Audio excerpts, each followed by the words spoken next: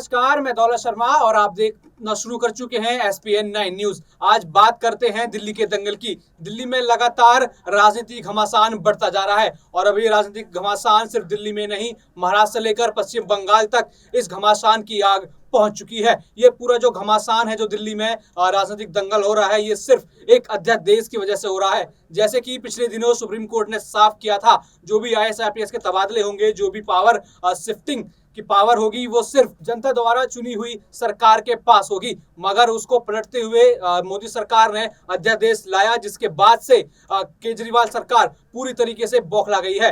जिस तरीके से जैसे ही जब ये सुप्रीम कोर्ट का फैसला आया, उसके बाद से ही तुरंत अध्यादेश लाया गया और उसके बाद से ही जो है केजरीवाल लगातार शहर शहर राज्य राज्य घूमकर विपक्ष का समर्थन जुटा रहे हैं और उनको अभी तक उद्धव ठाकरे और ममता बनर्जी का सपोर्ट मिल चुका है, जिसको लेकर उन्होंने अभी एक बड़ी कॉन्फ्रेंस करी, जिसमें सीधे सीधे मोदी सरकार के द्वारा की गई बाकी राज्यों में और बाकी मुख्यमंत्रियों पर, पार्टियों के कामों पर जिस तरीके से वो तानाशाही कर रहे हैं, उसकी एक बड़ी बात उन्होंने रखी है। इसमें बड़ी भूमिका में पश्चिम बंगाल की सीएम ममता बनर्जी सामने आई। उन्होंने कहा कि मोदी सरकार दूसरे राज्यों में दूसरे नेताओं को काम करने नहीं देती, उनकी तानाशाही लगातार बढ़ती जा रही है। अगर ऐसा ही चलता रहा, 2024 में विपक्ष मजबूती से एकजुट होगा और मोदी सरकार के खिलाफ मोर्चा खोलेगा। आपको बता दें, ये पूरा मामला दिल्ली के अध्यादेश से जुड़ा हुआ है, जिसके बाद से ही केजरीवाल लगातार बाकी पार्टियों का समर्थन मांगते हुए नजर आ रहे हैं और वो किसी हद तक सफल भी हो रहे हैं। आपको बता दें,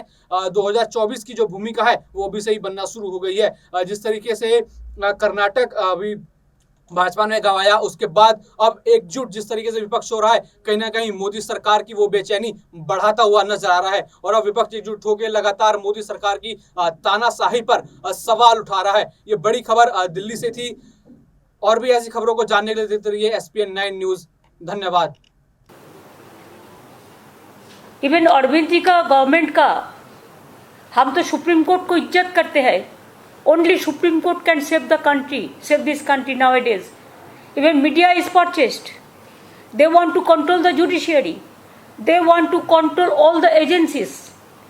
इसी के लिए हम लोगों ने आपस में बैठे बातचीत किए और जो सुप्रीम कोर्ट वर्डिक्ट देने का बाद भी जो ऑर्डिनेंस लेके आया सेंट्रल गवर्नमेंट, दिल्ली गवर्नमेंट का खिलाफ में, हमारा पार्टी के लिए, मैं सब पार्टी को अपील करेंगे कि अगर हर पार्टी हम एक साथ में अपोजिशन हो सकता है, दिस इज द मौका है, तो एक बहुत बड़ा मैसेज जाएगा देश के लिए कि हम बीजेपी को राज्यसभा में हरा सकते हैं, तो ऑर्डिनेंस भी जा सकता है।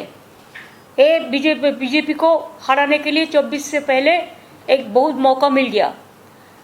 हमारा पार्टी से हम डिसाइड किया है, हम ये ऑर्डिनेंस को विरोध करेंगे और हम सुप्रीम कोर्ट का पास हम इसको जस्टिस मांगेंगे। अभी हम अरविंद जी को दे रहा है माइक, अरविंद जी बोलेंगे, इसके बाद मान जी भी है। इसका बाद अगर आपका लोगों का कोई क्वेश्चन है तो जरूर हम लोग कोशिश करेंगे।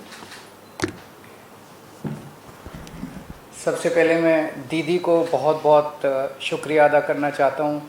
इतना वार्मली हम लोगों को वेलकम किया, इतना प्यार, हमेशा दीदी का प्यार मिलता रहता है हम लोगों को, हमारी बड़ी बहन की तरह है दीदी। आज कलकत्ता मेरा इसलिए आना हुआ क्योंकि आप सब लोग जानते हैं, जब हमारी 2015 में सरकार बनी थी पहली बार दिल्ली में, जैसे ही हमारी सरकार बनी, इन लोगों ने नोटिफिकेशन, केंद्र सरकार ने नोटिफिकेशन पास करके, एक नोटिफिकेशन, सिंपल नोटिफिकेशन पास करके दिल्ली की चुनी हुई सरकार की सारी पावर्स छीन ली कि हम किसी ऑफिसर की ट्रांसफ़र पोस्टिंग नहीं कर सकते, अगर कोई ऑफिसर गलत काम करे तो हम उसकी डिसिप्लिनरी प्रोसीडिंग नहीं कर सकते, ये सारी पावर हमसे छीन ली। 8 साल तक दिल्ली के लोगों ने संघर्ष किया, हम सुप्रीम कोर्ट गए। 8 साल के संघर्ष के बाद सुप्रीम कोर्ट ने हमारे पक्ष में ऑर्डर किया, दिल्ली की जनता जीत गई। लेकिन जैसे ही ऑर्डर आया सुप्रीम कोर्ट का, 1 हफ्ते के बाद इन्होंने ऑर्डिनेंस लाके जो सुप्रीम कोर्ट का ऑर्डर था उसको उन्होंने पलट दिया, और उस दिन पलटा जिस दिन सुप्रीम कोर्ट वेकेशन पे जा रहा था। इसका मतलब इनके दिल में काला था, इन्हें पता था कि अगर सुप्रीम कोर्ट होता तो अगले दिन उसके ऊपर स्टे लग जाता।